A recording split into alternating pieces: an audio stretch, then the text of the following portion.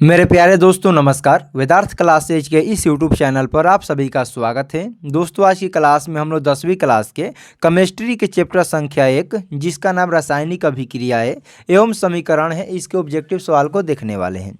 यहाँ से दोस्तों जितने भी ऑब्जेक्टिव सवाल बन सकते हैं उन सभी सवालों को लिया गया है और ये सभी के सभी सवाल आपसे परीक्षा की दृष्टि से काफ़ी महत्वपूर्ण है, क्योंकि यहाँ से हर एक साल आपको 2 से 3 सवाल आपको देखने को जरूर मिलेगा। तो आइए दोस्त देखते हैं कि पहला सवाल क्या है। यदि आप हमारे चैनल पर नए हैं तो चैनल को सब्सक्राइब कर दीजिए, इस वीडियो को लाइक कर दीजिए। यदि आपका कोई भी दोस्त मित्र भाई बहन 10वीं की कंप्लीट तैयारी करना चाहते हैं तो इस वीडियो को शेयर करके सब्सक्राइब जरूर करवाइए। और देखिए दोस्त, पहला सवाल आपकी स्क्रीन पर दिया गया है, यह मिडिल में नहीं है, कि रासायनिक अभिक्रिया में भाग लेने वाले पदार्थ को क्या कहा जाता है।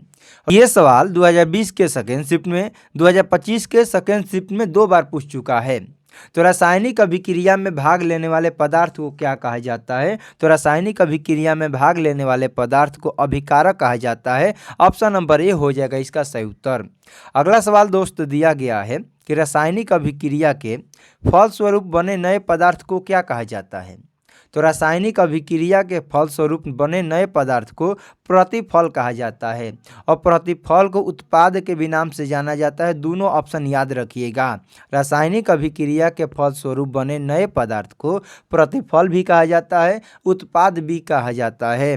अगला सवाल है कि खड़िया का रासायनिक नाम क्या है।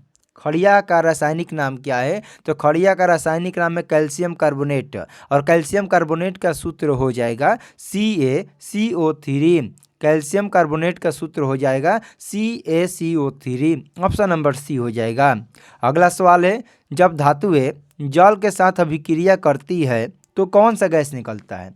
तो इसको याद रखिएगा, जब भी कोई धातु जल के साथ अभिक्रिया करेगी तो हमेशा हाइड्रोजन गैस निकलता है। और ऐसा कहाँ पर ऑप्शन में है, तो ऑप्शन नंबर डी हो जाएगा इसका सही उत्तर।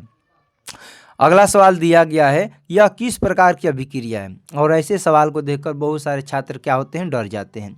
मैं आपको एक छोटा सा तरीका बताता हूँ समझने का, आप लोग ध्यान से समझने का प्रयास कीजिए। मान लीजिए जब दो वस्तु मिलकर एगो नया वस्तु का निर्माण करेगा, एक बड़ा वस्तु का निर्माण करेगा, एक नया वस्तु का निर्माण करेगा, तो उसको आपको बोलना है हमेशा संयोजन अभिक्रिया। हमने क्या कहा, जब 2 या 2 से अधिक कोई वस्तु मिलेगा, जब 2 या 2 से अधिक नया कोई वस्तु मिलेगा तो एक नए पदार्थ का जब निर्माण करेगा तो उसे हम लोग को कहना है संयोजन अभिक्रिया। लेकिन इसके उल्टा जब कोई बड़ा अणु टूटकर 2 या 3 भागों में छितरा जाता है, टूट जाता है, तो उसको आपको बोलना है वियोजन अभिक्रिया। तो जैसे ऑप्शन में दिया गया है, सवाल में दिया है, यहाँ पर कैल्शियम ऑक्साइड है और यहाँ पर जल है और ये दोनों मिलकर एक नए पदार्थ का निर्माण कर रहा है, कैल्शियम हाइड्रोक्साइड का निर्माण कर रहा है। तो इसको क्या मारिएगा आप लोग दोस्तों, ऑप्शन नंबर बी मारिए, क्योंकि 2 गो मिल के एगो नया बना रहा है। जब भी 2 गो मिल के एगो नया बनाएगा तो उसको आपको याद रख लीजिए, हमेशा बोलना है संयोजन अभिक्रिया। अगला सवाल है, श्वसन किस प्रकार की अभिक्रिया है। ये भी बार बार पूछा जाने वाला सवाल है कि श्वसन किस प्रकार की अभिक्रिया है। तो श्वसन को उपचयन अभिक्रिया कहा जाता है। अगला सवाल है, इलेक्ट्रॉन के स्थानांतरण से बनी यौगिक को क्या कहा जाता है। ये आपको ऐसे तो चैप्टर नंबर 4 में पढ़ना है केमिस्ट्री के, लेकिन यहाँ भी पूछा गया है चैप्टर नंबर 1 में, इलेक्ट्रॉन के स्थानांतरण से बनने वाले यौगिक को क्या कहते हैं। तो उसको बोलते हैं विद्युत संयोजी यौगिक। ऑप्शन नंबर बी हो जाएगा इसका सही उत्तर। अगला सवाल है, सिल्वर क्लोराइड का रंग कैसा होता है। ये 2014 में पूछा है और 2021 के सेकेंड शिफ्ट में पूछा है। सिल्वर क्लोराइड का रंग कैसा होता है। तो सिल्वर क्लोराइड का रंग दोस्तों श्वेत होता है। ऑप्शन नंबर ए हो जाएगा इसका सही उत्तर। अगला सवाल है, यह किस प्रकार की अभिक्रिया है। चलिए ध्यान से समझिए। एक कैल्शियम कार्बोनेट है और यहाँ पर तीर का निशान दिया है और ये टूट गया 2 गो में, एगो कैल्शियम ऑक्साइड में और कार्बन डाइऑक्साइड में। तो हम अभी आपको बताएं, जब एक बड़ा चीज़ यानी कि जब कोई एक पदार्थ टूटकर 2 या 2 से अधिक भागों में बिखर जाता है तो उसको आपको बोलना है वियोजन अभिक्रिया। उसको आपको क्या बोलना है, वियोजन अभिक्रिया। कब बोलिएगा, जब एक कोई पदार्थ टूटकर दो या दो से अधिक भागों में बिखर जाएगा, टूट जाएगा, उसको आपको बोलना है वियोजन अभिक्रिया। और वियोजन अभिक्रिया को अपघटन अभिक्रिया के भी नाम से जानते हैं, ये भी याद रखिएगा। तो आपके ऑप्शन के अनुसार कौन सही हो जाएगा, ऑप्शन नंबर ए हो जाएगा, क्योंकि कैल्शियम कार्बोनेट टूटकर दो भाग में छितरा गया है, बिखर गया है, इसीलिए इसको बोलना है वियोजन अभिक्रिया। और वियोजन अभिक्रिया को अपघटन अभिक्रिया के भी नाम से जानते हैं। अगला सवाल है, साग सब्जियों को विघटित होकर कंपोस्ट बनाना किस प्रकार की अभिक्रिया है। तो साग सब्जी जब विघटित होकर कंपोस्ट बनती है तो वह एक प्रकार की ऊष्माक्षेपी अभिक्रिया होती है। ऑप्शन नंबर बी हो जाएगा इसका सही उत्तर। अगला सवाल है, इनमें से कौन सही है, इनमें से कौन सही है। तो आप लोग पढ़े हैं सोडियम बाइकार्बोनेट का सूत्र। सोडियम बाइकार्बोनेट का सूत्र होता है Na2CO3 × 10H2O। Option number B हो जाएगा इसका सही उत्तर। ये याद रखिएगा, इनमें से ऑप्शन नंबर बी जो है सही है, Na2CO3 × 10H2O। अगला सवाल है, लोहा से जिंक को लेपित करने की क्रिया को क्या कहते हैं।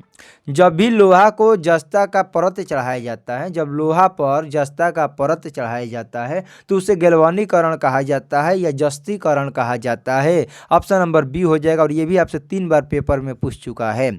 अगला सवाल है कि जल के एक अणु में हाइड्रोजन एवं ऑक्सीजन के परमाणुओं की संख्या का अनुपात कितना होता है। तो सबसे पहले जल का सूत्र होता है H2O, और यहाँ पर हाइड्रोजन कितना अणु, 2 गो, और ऑक्सीजन के कई गो अणु, 1 गो। तो 2:1 कहाँ पर है, तो ऑप्शन नंबर बी में है।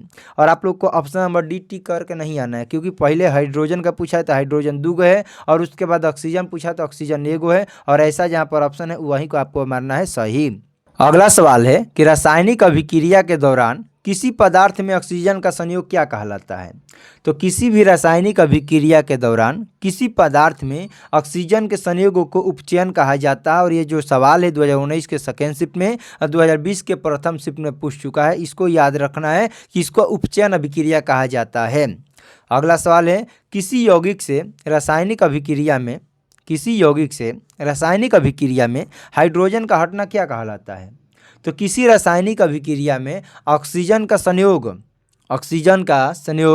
हाइड्रोजन का निष्कासन को ही क्या कहा जाएगा, उपचयन अभिक्रिया कहा जाता है। तो ऐसी रासायनिक अभिक्रिया जिसमें ऑक्सीजन का संयोग होता है, हाइड्रोजन का निष्कासन होता है, उसे उपचयन अभिक्रिया कहा जाता है। अब आपको कमेंट में बताना है कि उपचयन अभिक्रिया को और किस नाम से जाना जाता है।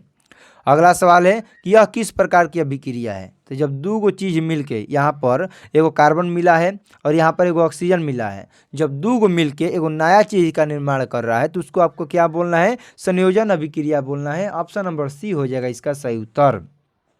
और यहाँ अगला सवाल दिया गया है कि यह भी किस प्रकार की अभिक्रिया है।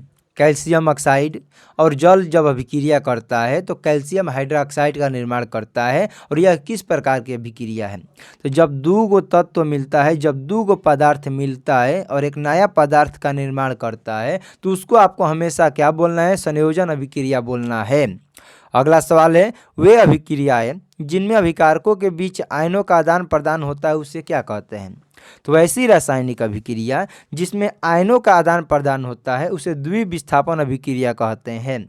और द्विविस्थापन अभिक्रिया को उभय विस्थापन अभिक्रिया के भी नाम से जाना जाता है। अगला सवाल है, सिल्वर आयोडाइड का रंग कैसा होता है। इससे पहले आप लोगों ने पढ़ा कि सिल्वर क्लोराइड का रंग कैसा होता है। तो सिल्वर क्लोराइड का रंग होता है श्वेत, लेकिन यहाँ पर सवाल में पूछा है कि सिल्वर आयोडाइड का रंग कैसा होता है। तो सिल्वर आयोडाइड का रंग दोस्तों पीला होता है। ऑप्शन नंबर बी हो जाएगा। अगला सवाल है, रासायनिक अभिक्रिया के दौरान किसी पदार्थ में ऑक्सीजन का ह्रास क्या कहलाता है। तो किसी रासायनिक अभिक्रिया के दौरान हाइड्रोजन का संयोग ऑक्सीजन का निष्कासन को अपचयन अभिक्रिया कहते हैं। ऑप्शन नंबर बी हो जाएगा। अगला सवाल है, वायुरोधी बर्तनों में खाद्य सामग्री रखने से उपचयन की गति क्या हो जाती है। तो वायुरोधी बर्तनों में खाद्य सामग्री रखने से उपचयन की जो गति है वह धीमी हो जाती है। ऑप्शन नंबर ए हो जाएगा। अगला सवाल है, जिंक तथा सल्फ्यूरिक अम्लों के बीच अभिक्रिया से कौन सी गैस निकलती है। तो ये हमेशा जब भी अभिक्रिया होता है तो 90% केस में हाइड्रोजन गैस निकलता है, और यहाँ भी कौन गैस निकल जाएगा दोस्तों, हाइड्रोजन गैस। जब जिंक और सल्फ्यूरिक अम्ल की अभिक्रिया होगा, जिंक और सल्फ्यूरिक गैस अम्ल की अभिक्रिया होगा तो हाइड्रोजन गैस बाहर हो जाएगा और जिंक सल्फेट बन के तैयार हो जाएगा, यानी कि ऑप्शन नंबर सी हो जाएगा। अगला सवाल है, यह किस प्रकार की अभिक्रिया है। अब यह हम आपको बताने की ज़रूरत नहीं है। क्यों नहीं ज़रूरत है, क्योंकि यहाँ दो गो मिल के एगो नया बना रहा है, तो उसको आपको क्या बोलना है, संयोजन अभिक्रिया बोलना है। और ये 2020 के सेकेंड शिफ्ट में पूछा गया है। अगला सवाल है कि इनमें से कौन ऑक्सीकरण की क्रिया नहीं है। इनमें से कौन ऑक्सीकरण की क्रिया नहीं है, तो इसका सही उत्तर हो जाएगा जो अवक्षेपण है, यह एक प्रकार की अभिक्रिया है, ऑक्सीकरण की क्रिया नहीं है। जबकि दहन, श्वसन और भोजन का पचना एक प्रकार की ऑक्सीकरण है। ऑप्शन नंबर डी हो जाएगा इसका सही उत्तर। आप लोग दोस्तों, आप लोग हमारे चैनल पर नए हैं तो चैनल को सब्सक्राइब करते रहिए, इस वीडियो को लाइक करना मत भूलिए, और आप लोग अपने दोस्तों पर शेयर करके सब्सक्राइब जरूर करवाइए। अगला सवाल है कि वह अभिक्रिया जिसमें उत्पाद के बनने के साथ साथ ऊष्मा भी उत्पन्न होती है, वह कौन अभिक्रिया कहलाता है। तो ऐसी रासायनिक अभिक्रिया जिसमें उत्पाद के बनने के साथ साथ ऊष्मा भी उत्पन्न होती है, उसे ऊष्माक्षेपी अभिक्रिया कहा जाता है। अगला सवाल है, बुझे हुए चूने का रासायनिक नाम क्या है। तो बुझे हुए चूने का रासायनिक नाम है CaO, और CaO को क्या बोला जाता है, कैल्शियम ऑक्साइड बोला जाता है। और ऐसा कहीं ऑप्शन में है तो ऑप्शन नंबर सी हो जाएगा इसका सही उत्तर। अगला सवाल है, इनमें से कौन अपघटन अभिक्रिया का उदाहरण है। अपघटन अभिक्रिया बोले या वियोजन अभिक्रिया बोले, ये दोनों क्या है, एक ही हैं। तो अपघटन अभिक्रिया में एक बड़ा चीज टूटकर एक दो या दो से अधिक बराबर भागों में बट जाता है। यानी कि समझिए कि जब एक नया पदार्थ जो होता है वह दो या दो से अधिक भागों में बट जाता है, बराबर नहीं, दो या अधिक भागों में बट जाता है, उसी को वियोजन कहते हैं। यहाँ पर दो गो मिलकर एगो नया बन रहा है, ये संयोजन है। और लेकिन यहाँ पर जैसा है वैसा इधर उधर हो गया, इसमें कोई चेंजिंग नहीं है। यहाँ पर दो गो मिलकर अलग अलग बना रहा है, ये एकल विस्थापन है। लेकिन ऑप्शन नंबर डी को देखिए, एक ही है लेकिन टूट के दो भागों में बिखर गया है, उसको आपको क्या बोलना है, वियोजन अभिक्रिया बोलना है। उसको आपको क्या बोलना है, अपघटन अभिक्रिया बोलना है। ऑप्शन नंबर क्या हो जाएगा, डी हो जाएगा, क्योंकि पहला ऑप्शन संयोजन है, दूसरा कौन अभिक्रिया नहीं है, तीसरा एकल विस्थापन है, लेकिन चौथा अपघटन अभिक्रिया है। अगला सवाल है, कैथोड किरणों में क्या उपस्थित रहते हैं। तो कैथोड किरणों में इलेक्ट्रॉन उपस्थित रहते हैं, ऑप्शन नंबर ए हो जाएगा।